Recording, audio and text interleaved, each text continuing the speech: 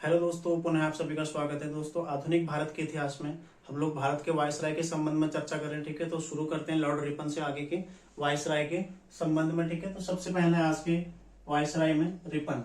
ठीक है, रिपन जो कि काफी उदारक माना जाता है। इसके समय के जो महत्वपूर्ण फैक्ट है, सबसे पहले तो स्थानीय स्वशासन का जनक। स्थानीय स्वशासन का जनक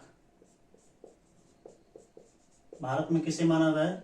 लॉर्ड रिपन को। ठीक है, रिपन को माना जाता है। इसने 1881 में अफगानिस्तान के साथ संधि की थी। ठीक है, अफगानिस्तान से संधि, जो विवाद चला आ रहा था, इसने उससे संधि कर ली। ठीक है, कब करी थी? 1881 में। तो ये पॉइंट याद रखिएगा। अगला इसके संबंध में वर्नाकुलर एक्ट।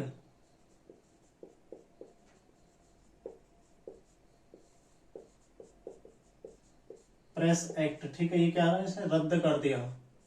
ठीक है, रद्द कर दिया था। कब किया था? 1882 में। तो ये भी क्वेश्चन आता है लगातार।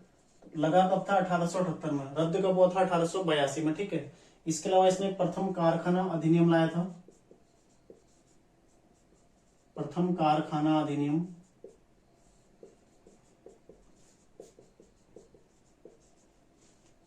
ठीक है, कब लाया था? 1881 में। उद्देश्य क्या था? श्रमिक सुधार।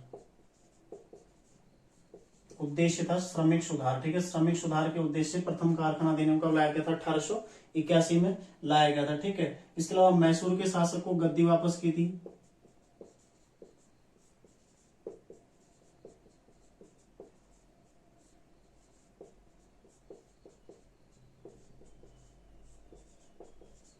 तो ये भी ध्यान रखिएगा। ठीक है, मैसूर के शासक को इसने गद्दी वापस की थी 1881 में। ठीक है, तो ऐसे कार्य जो कि अति दुर्लभ है उस काल में देखने के लिए। ठीक है, तो इसके द्वारा मैसूर के शासक को गद्दी भी वापस कर दी गई थी। इसके अलावा स्थानीय स्वशासन संबंधी सरकारी प्रस्ताव लाया था। ये स्थानीय स्वशासन का जनक माना जाता है। स्थानीय स्वशासन संबंधी, स्थानीय स्वशासन संबंधी सरकारी प्रस्ताव। ठीक है,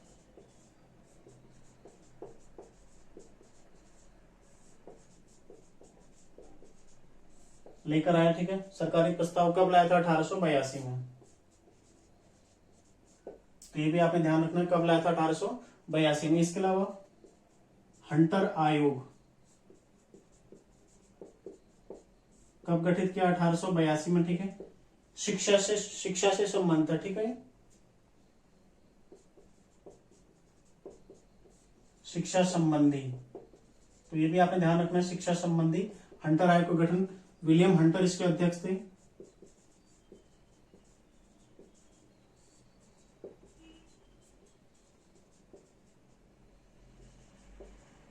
विलियम हंटर इसके अध्यक्ष थे। ठीक है, तो ध्यान रखिएगा, शिक्षा संबंधी हंटर आयोग 1882 के टाइम पर आया था। इसके अलावा इल्बर्ट बिल विवाद।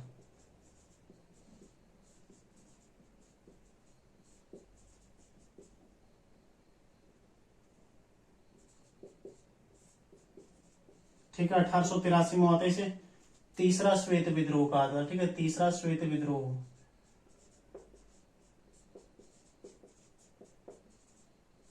कई किताबों में एकमात्र यही दिया गया। ठीक है, इल्बर्ट बिल विवाद को श्वेत विद्रोह के रूप में दिया गया, लेकिन ये तीसरा था। ठीक है, दो मैं आपको पहले पढ़ा चुका हूं। इसी के समय पर 1881 में नियमित जनगणना की शुरुआत होती है भारत में। ठीक है, भारत में नियमित जनगणना की शुरुआत।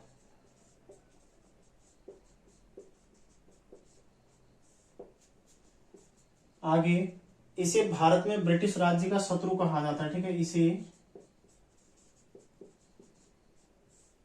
भारत में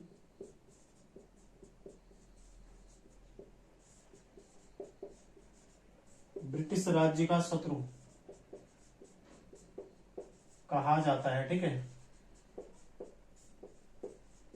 और साथ ही फ्लोरेंस नाइटिंगेल ने इसे भारत के उद्धारक कहा है। ठीक है,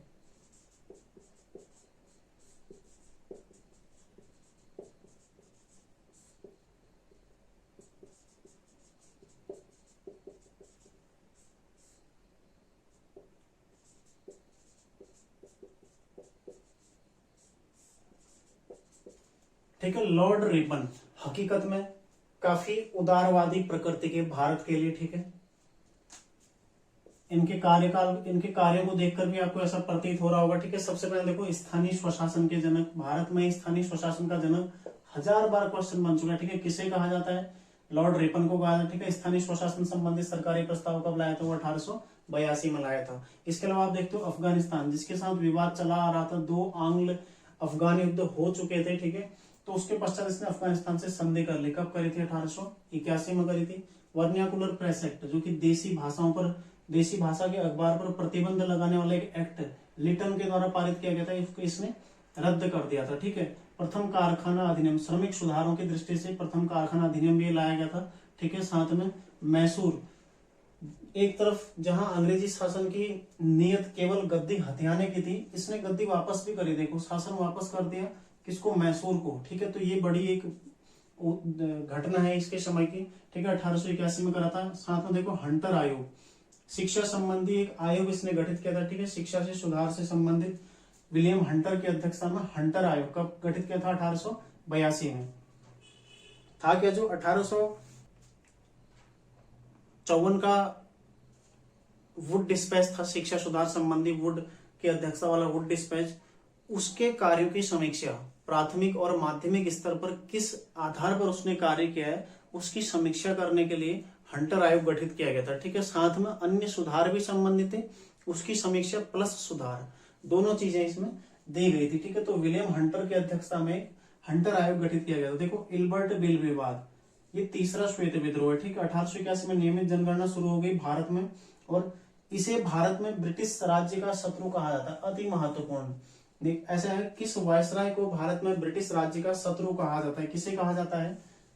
लॉर्ड रिपन को कहा जाता है, ठीक है। क्योंकि इसने ब्रिटिश विरोधी कार्य, भारत के पक्ष में कार्य किया, इसलिए इसको भारत में ब्रिटिश राज्य का शत्रु, ठीक है, ब्रिटिश राज्य यानी कि अंग्रेजी राज्य का शत्रु इसको माना जाता है। इसके अलावा फ्लोरेंस नाइटिंगेल ने इसे भारत के उद्धारक की संज्ञा दी है, ठीक है। भारत के उद्धारक, तो दोनों आपने ध्यान रखने, ब्रिटिश राज्य का शत्रु और भारत के उद्धारक किसे कहा जाता है? रिपन को। स्थानीय स्वशासन का जनक किसे कहा जाता है भारत में? रिपन को, ठीक है। नियमित जनगणना, इल्बर्ट बिल विवाद, ये क्या था? इसमें यह दिया गया था, जो भारतीय जज होते थे, ठीक है, अंतिम श्रेणी में सबसे नीचे भारतीय जज बैठते थे, वो जज अब ब्रिटिश अधिकारियों के, अंग्रेज अधिकारियों के मुकदमे सुन सकते थे, ठीक है, और उस पर फैसला दे सकते थे। तो इसी चीज का विरोध किया गया कि भारतीय जज उनके मुकदमे ना सुने। उसी का जो विरोध हुआ था उसे कहा जाता है इल्बर्ट बिल विवाद या तीसरा श्वेत विद्रोह, ठीक है। श्वेत विद्रोह इसे कहा जाता है।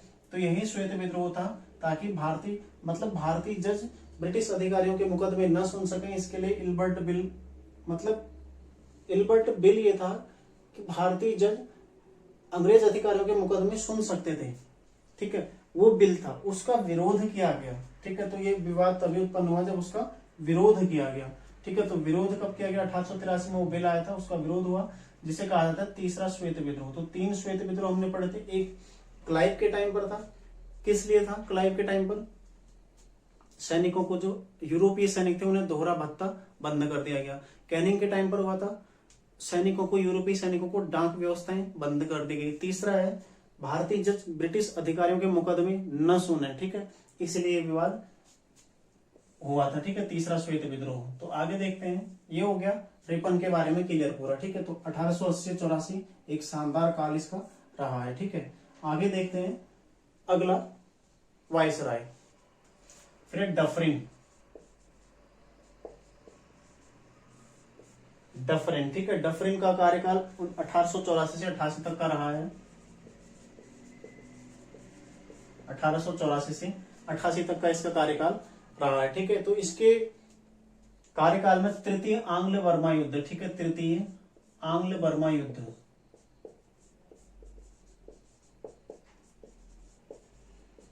ठीक है, साथ में वर्मा का भारत में विलय,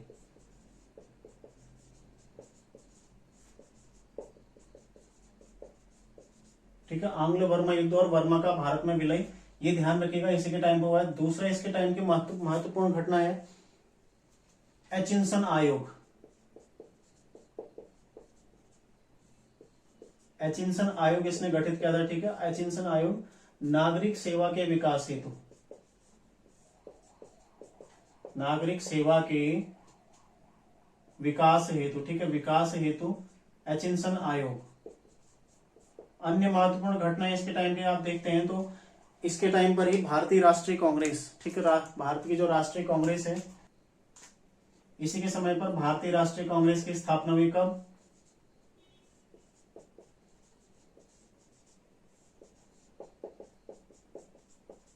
1885 में, ठीक है, स्थापना होती है।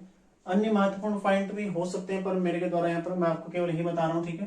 तो छोटे छोटे पॉइंट जो है इतिहास में हम स्वयं डिस्कस करेंगे फिर, ठीक है। तो डफरिन इसके टाइम की सबसे महत्वपूर्ण घटना है। एचिंसन आयोग, कांग्रेस तो सभी को पता ही है, ठीक है, 1885 में एचिंसन आयोग, ठीक है। सबसे पहला क्वेश्चन तो यही बनेगा कि एचिंसन आयोग का संबंध किससे है, ठीक है। एचिंसन आयोग का संबंध नागरिक सेवा के विकास के लिए एचिंसन आयोग गठित किया गया, ठीक है। सबसे पहला क्वेश्चन हो गया एचिंसन आयोग किससे संबंधित। दूसरा, डफरिन के द्वारा नागरिक सेवा के विकास हेतु कौन सा आयोग गठित किया गया था? एचिंसन आयोग, ठीक है। और एचिंसन आयोग किसके कार्यकाल में गठित किया गया है? डफरिन के कार्यकाल में। देखो 3-4 क्वेश्चन तो एचिंसन आयोग से ही बन जाएगा, ठीक है। दूसरा देखो, तृतीय आंग्ल वर्मा युद्ध किसके समय पर हुआ था? डफरिन के समय पर हुआ था। वर्मा का भारत में विलय किसके समय पर हुआ था? डफरिन के समय पर, ठीक है। और किस युद्ध के पश्चात हुआ? तृतीय आंग्ल वर्मा युद्ध के पश्चात। अगला देखो, भारतीय राष्ट्रीय कांग्रेस, इसकी स्थापना कब होती है? 1885 में, इसी के समय पर होती है, ठीक है। अगला देखो, लॉर्ड लैंसडाउन,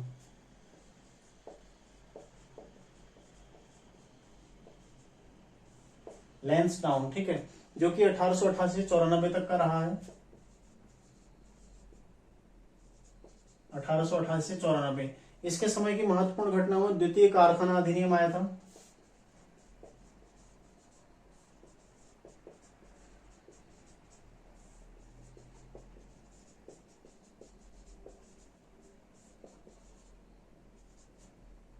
अठारह सौ 91 में द्वितीय कारखाना अधिनियम आया था, ठीक है। सम्मत आयु विवाह अधिनियम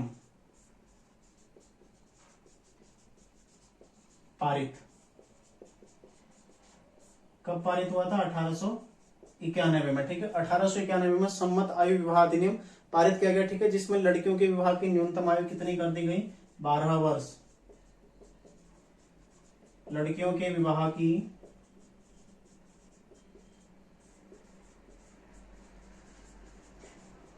न्यूनतम आयु कितनी करी इसमें? 12 वर्ष, ठीक है, 12 वर्ष।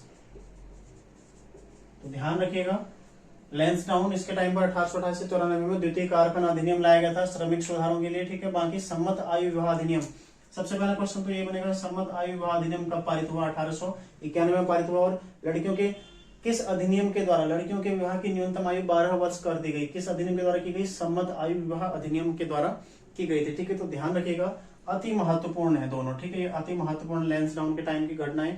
अगला है देखो, एल्गिन द्वितीय, ठीक है। अगला है एल्गिन द्वितीय,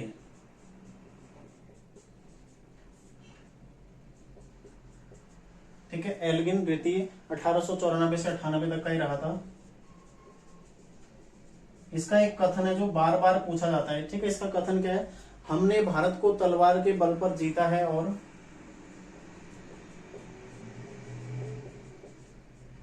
हमने भारत को तलवार के बल पर जीता है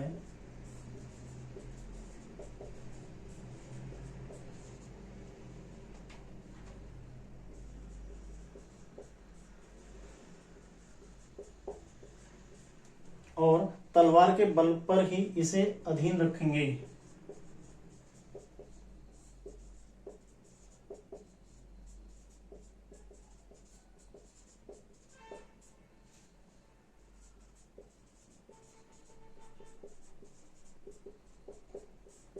ठीक है, इसका कथन है जो बार बार पूछा जाता है, तो ध्यान रखिएगा, ठीक है। एल्गिन द्वितीय, एल्गिन है, एल्गिन द्वितीय, इसके समय की महत्वपूर्ण घटना क्या है? इसने कथन दिया है कि हमने भारत को तलवार के बल पर जीता है और तलवार के बल पर ही इसे अधीन रखेंगे, जो कि लगातार पेपरों में पूछा जाता है, ठीक है, बना रहता है सवाल। तो ये ध्यान रखिएगा, देखो डफरिन, लैंसडाउन, फिर एल्गिन, ठीक है, और ये हो गया रिपन। तो ये 4 आपके क्लियर हो गए, लैंसडाउन और एल्गिन, ये 4 आपके क्लियर हो गए, ठीक है। एक और महत्वपूर्ण घटना, अकाल की जांच के लिए